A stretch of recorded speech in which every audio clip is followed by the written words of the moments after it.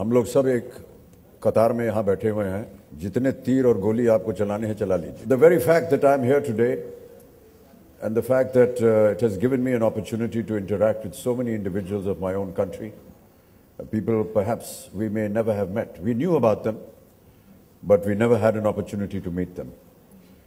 But not just meet them, but to know something about them, about their life, about their background, what were their circumstances, where they came from, and what they went through to be able to achieve what they did eventually. जब 2000 में शुरुआत हुई थी इसकी तो बहुत सा मन के अंदर संदेह था कि पता नहीं ये क्या होगा, सही हो पाएगा कि नहीं. बहुत से लोगों ने कहा कि आप 70 mm से 25 इंच पर आ गए हैं, अपने आप को आपने छोटा कर लिया है.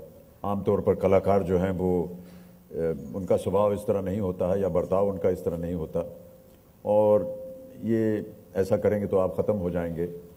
लेकिन मुझे कहीं लगा कि ये एक ऐसा शो है जिसमें मुझे रुचि थी, और उस ज़माने में जब हमने शुरुआत की तो मैंने उनसे कहा, जो टीवी चैनल था, और उनसे कहा कि मुझे दिखाएं ये कैसे होता है. वो मुझे विदेश ले गए जहाँ पर इसकी शुरुआत थी, who wants to be a millionaire. वहाँ पर एलसीडी स्टूडियोज़ में जाकर के मैंने देखा लाइव किस तरह से ये खेल मनाया जा रहा था, और वहाँ से प्रभावित होकर के हमारे साथ सिद्धार्थ भी थे उस ज़माने में, और हम सब गए और हमने देखा और हमें बहुत पसंद आया. और हमने उनसे कहा कि अगर इसी तरह का प्रोडक्शन वैल्यू हमको आप देते हैं तो मैं इसे करने के लिए तैयार हूँ.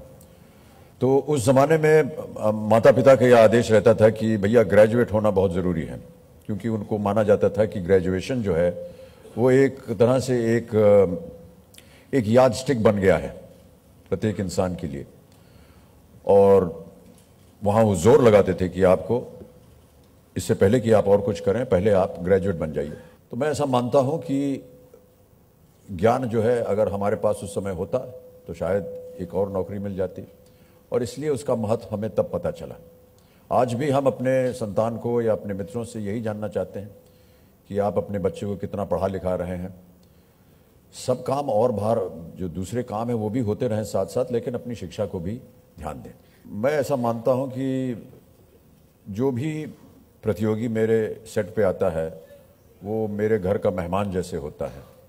अगर आप मेरे घर आएंगे तो मेहमान नवाजी जो मैं करूंगा आपके साथ, वही मैं अपने कंटेस्टेंट के साथ करना चाहता हूं या प्रयत्न करता हूं. अगर वो किसी तरह मेरे बोलने के ढंग में या मेरे व्यवहार से आपको ऐसा लगता है कि वो एक अलग किस्म का एक संकल्प है, तो मैं उसे स्वीकारता हूं, आपको धन्यवाद देता हूं. लेकिन मैं ऐसा मानता हूं कि जो भी कंटेस्टेंट मेरे सेट पे आता है कौन बनेगा करोड़पति खेलने के लिए, ऐसा लगता है कि वो मेरे घर में आया है और मैं उसका आदर सत्कार कर रहा हूं, एक मेहमान. मैं ऐसा मानता हूं कि नारी जो है वो देश की 50% शक्ति है, और उसको उतना ही अधिकार मिलना चाहिए जितना कि पुरुष को मिलता है. बहुत सी ऐसी कहानियां हैं जहां पर देखा गया कि जो लड़की पैदा हुई घर में तो उसको 7वीं या 8वीं क्लास तक पढ़ाया, उसके बाद कहा कि इसको और पढ़ाने की ज़रूरत क्या है, ये तो चली जाएगी घर छोड़ करके. तो इतना हम अपना पैसा वेस्ट क्यों करें इसके ऊपर. ये शब्द गाली की तरह है मेरे लिए, और मैं ऐसा मानता हूं कि ऐसा कभी सोचना भी नहीं चाहिए.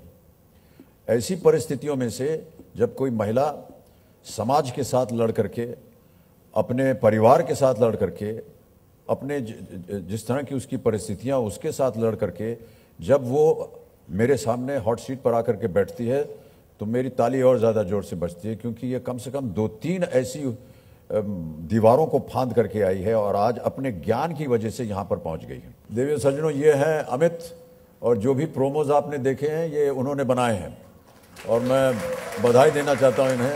बहुत ही खूबसूरत प्रोमोज बनाए इन्होंने, ये सब इन्हीं की कलागिरी थी. अर्थ तो इसका देखिए बहुत साधारण है कि यदि आपके पास उत्तर सही है, ज्ञान है आपके पास उत्तर देने का, तो उसके लिए हम आपको एक पुरस्कार भी दे रहे हैं. इस बार एक बात तो निश्चित है कि हिचकी नहीं आएगी शो के अंदर. ओके. मैं आराम से बैठूंगा, प्रश्न करूंगा वहां पर जी.